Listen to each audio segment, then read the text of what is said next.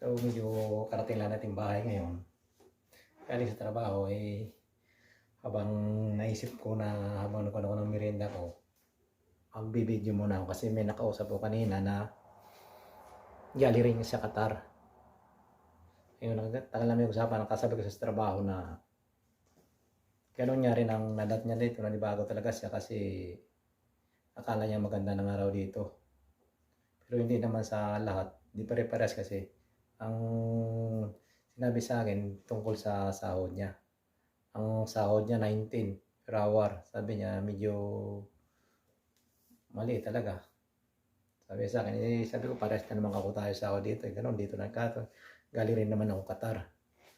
Kaya sabi ko pagtiyaga na lang talaga. Ganun ang trabaho natin dito. Kundi magtiis na tayo uli. Ganun talaga pa ako pag nag-upload tayo. 8 years din siya sa Qatar. 8 years din kami nagkahalos magkasunod lang kami papunta rito. Tapos nagkasabay kami sa site. Kaya tiis-tiis lang talaga pagdating dito sa trabaho.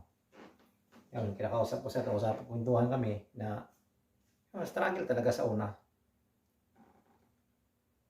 Yun nga lang talaga lugi ko sila. Kasi ako, mababa pinag-aralan ko sila, medyo mataas yung mga trabaho dun sa Middle East. Sanay sila sa Malwan. Dito, walang tinapusan kasi. Trabaho lang talaga, pare-parehas. Kaya medyo nakapanibago dito nakapanibago ang trabaho talaga dito. Sa totoo lang talaga, sabi ko sa kanya, 6 months na ako rito, wala pa rin talaga, nagbabayad pa rin ako ng utang ko.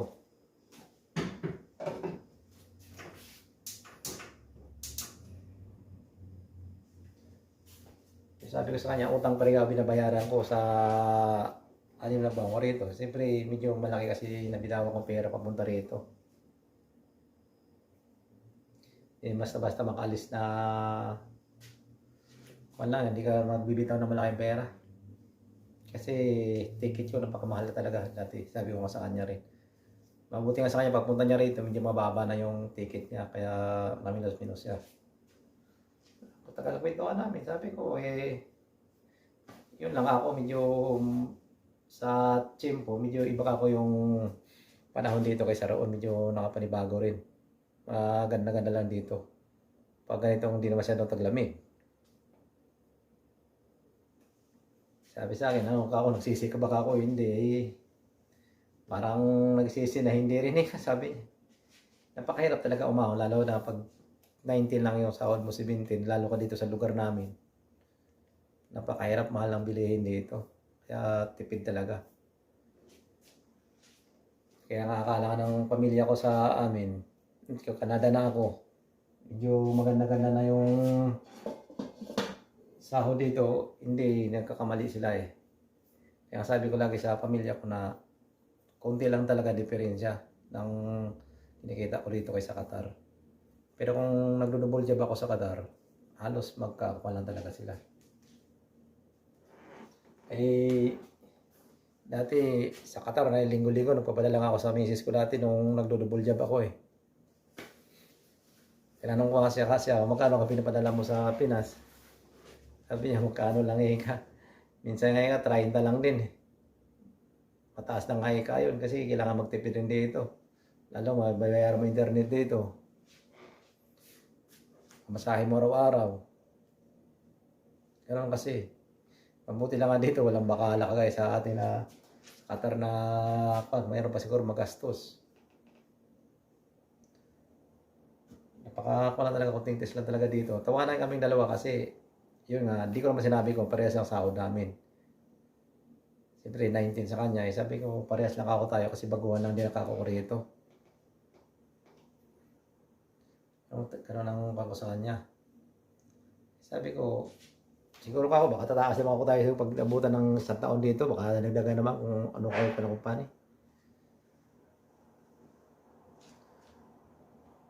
Napakahirap umahon sa ganong sahod dito. Mag-7 din, baka tuwang-tuwa na kayo, 7 din per hour per dollar nyo.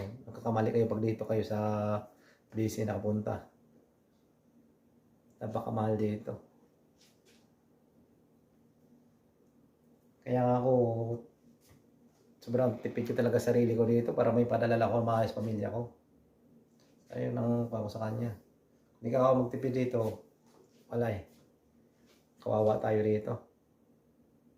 Napakahirap ka ako ng buhay. Iniisip ko, kung ano yung pagkasabi ko, kaya mo yung pamilya mo. Nag-iisip rin siya, sabi ko, okay, nakaplano na talaga ako yan kasi sa company namin, baka madala ko talaga rito.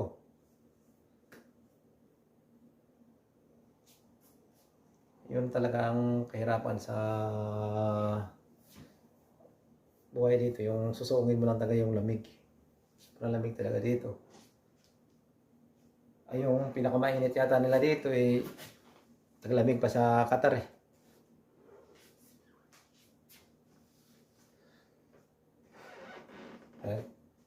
Ayusin ko lang muna yung minok habang nagpintuhan tayo. Kwento ko sa iyo, siyempre, karanasan namin pares kaming Qatar kasi. Kaya tagal na kwento ng break time kanina na ganun. Yung buhay ng Canada ngayon dito na naranasan niya rin na akala raw maganda na Canada. Maganda talaga ang Canada, pangalan Canada. Pero yung buhay, medyo mahirap talaga.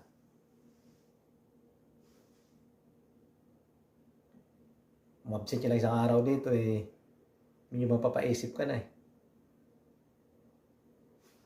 Ako, mga bahay, tubig namin dito ilaw, sulod ko, kumpas ko, yun ang sasabi ko sa kanya. Ay yung pagkain mo palinggo-linggo, isang linggo lang grocery mo, kano na wala rin halos makakasaya kung di ka magtipid sarili mo. Kahit anong tipid niya, talagang hindi ka makapadala ng maayos. Napakahirap talaga magtipid sarili dito. Kung sarili mo tipirin mo, kawawa ka naman sa trabaho dito. Kasi dito kahit na ulan trabaho ang tao dito, walang tigil. Tatawa ko sa kanya. Sabi sa akin ngayon na naulan ka, tuloy-tuloy ang trabaho ng tao dito. Ayoko ako, ganun talaga ako dito. Walang pahinga dito ang trabaho kahit na ulan. Walang pahingahan ka ako rito. Wala kang pakalam dito, masira yung gamit dito, tuloy-tuloy ang trabaho ng tao.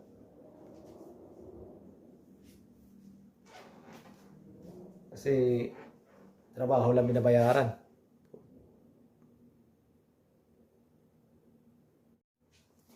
Kaya dito pag tamad ka, eh, kawawa ka talaga. Kaya ako dito, kahit pagod na eh, parang hindi nakakaramdam eh. Hirap ang trabaho dito ng sinusunod, bigat ng trabaho ko rito, grabe.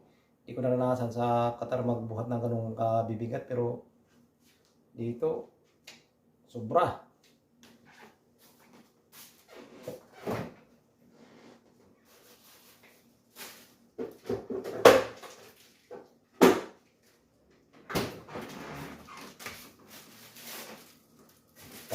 Hirap pa na mong pagbuhat ito, palakasan ng katawan, kaya kailangan kumain ng maayos eh.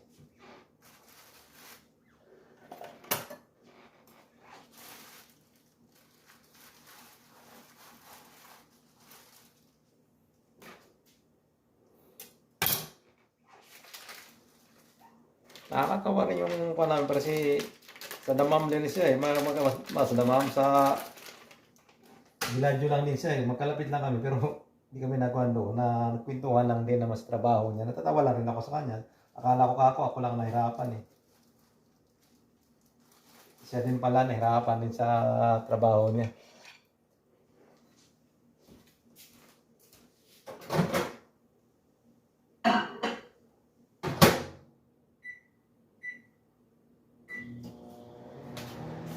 Sabi ko nga sa kanya, mabuti nga ako kayo. Galing kayo mag-English. Sabi, tatawa ako sa kanya. Ako nga ako pahirapan eh. Pero sa totoo lang talaga, tama yung sinasabi ko na yan. Wala akong na. Sa baguhan ito, mahirap. Napagkuhan ka talaga sa palaran mo na sa pagod mo kung ano yung ano mo rito. Kaya ako, grabing hirap din. Mabuti ngayon, naka-recover na rin sa medyo naintindihan ko ng konti. Pagdating eh, talagang nahirapan. Ngayon, medyo okay na. Medyo na unawaan na rin bawat isa sa amin kasi sa araw-araw kong kasama, medyo na i-pick up ko na rin kung anong ibig sabihin nila. Ganun lang naman talaga rito. Kunting tiyaga at sipag lang talaga, bawal ang tamad rito. Ay, kagaya kami mga kasama rito, talaga walang pahingahan dito to. Nakikita lang kami dito pag Sabado eh. Pag ganito may trabaho, wala. Hindi kami kita-kita rito.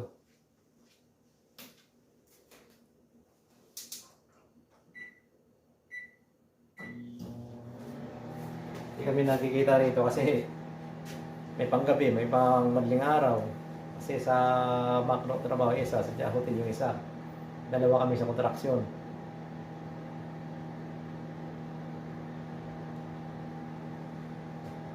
Pero kahit kontraksyon, okay naman, nakakaraos. Malaga may trabaho rito eh.